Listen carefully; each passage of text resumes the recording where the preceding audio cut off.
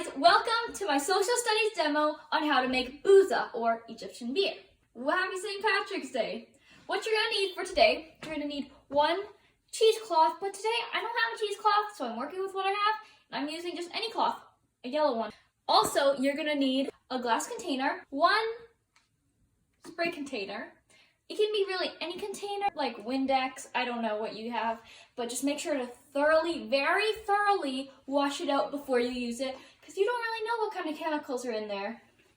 So first step, take your glass jar, take your wheat berries. These I put in a bowl, and if you have one, you should probably use a funnel instead of a spoon, because it's very hard with a spoon, as you'll see me struggle with, but I don't have a funnel, so I'm using a spoon.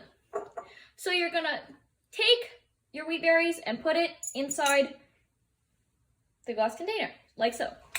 And be aware though, because it is a fermented drink, which means there is alcohol in it. As I said in my presentation, fermentation causes ethyl alcohol, and that is what is in here. So if you're gonna recreate this Egyptian bouza, then do so at your own caution. Be careful because there is alcohol in here.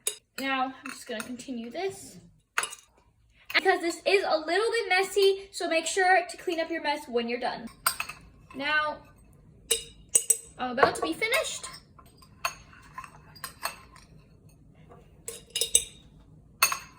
So now what you're gonna do, once you have all your 1 cup, sorry I didn't mention that earlier, your 1 cup of wheat berries, put it in this container. Now what you're gonna do, take your disperser filled with fresh water, and spray it in the cup, as you see. You have to do it a lot of times because it's fully coated, but not submerged in water. What I like to do is kind of bounce them around, shake it up a little bit so they get a full coating. Then what you're gonna do, once you've done that, get your yellow cloth and then wet it. Once you have your water on it, then you place it over at the top. And it's supposed to be a cheesecloth, but I don't have that, so here it is.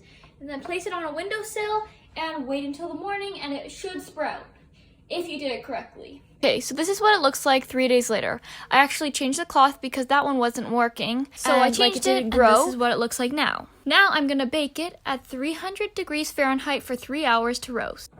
Welcome back. So 3 hours later, after 300 degrees Fahrenheit of roasting these seeds, here's what it looks like in the pan.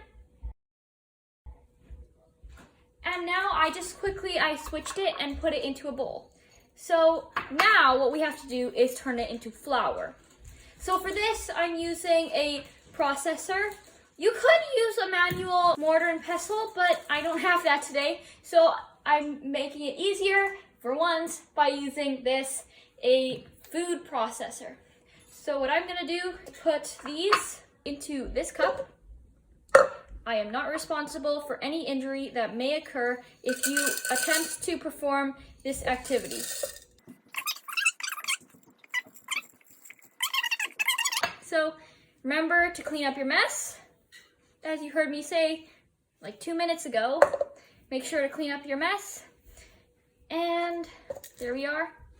Now, as you see in this, now what we're going to do, make sure, never put your fingers by here. Never. So now what you're going to do is turn it off with the little on switch. Oh, those are shooting everywhere. This definitely doesn't work.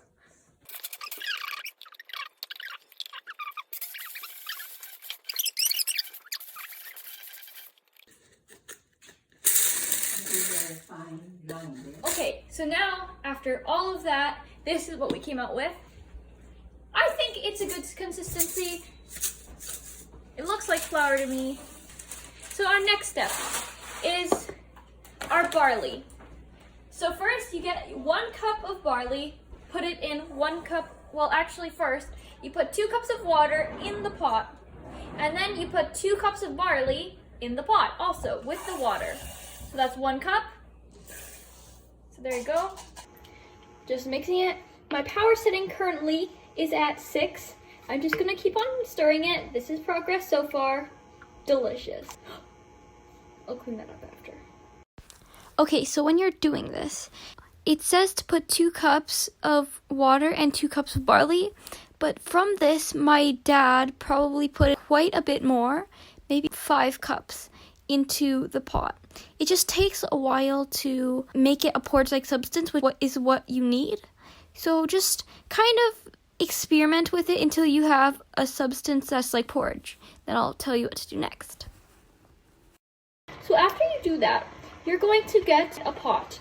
One that your parents are okay with you using, for sure, because it'll be sitting around for a few days with gross stuff in it. Not really gross, but it's Edible. Promise. Once your mushy porridge is warm, no longer hot, but still warm, then you're going to add 6 cups of water to a different pot along with your grounded up wheat berries. Then you're going to add this mushy porridge-like substance to the pot. And then you let it stand for a few days, and once it's done, it will smell absolutely vile. When it smells absolutely vile and disgusting, then that is when it's ready. Because although it smells like it's rotten, it's still edible. And according to some sources online, it is quite delicious. So here it is in all its mushy glory, and here's how it looks now. Here it is, the final thing before it ferments. Egyptian bouza, last step, add the porridge-like substance into the bowl with the 6 cups and your roasted wheat berries, and you stir.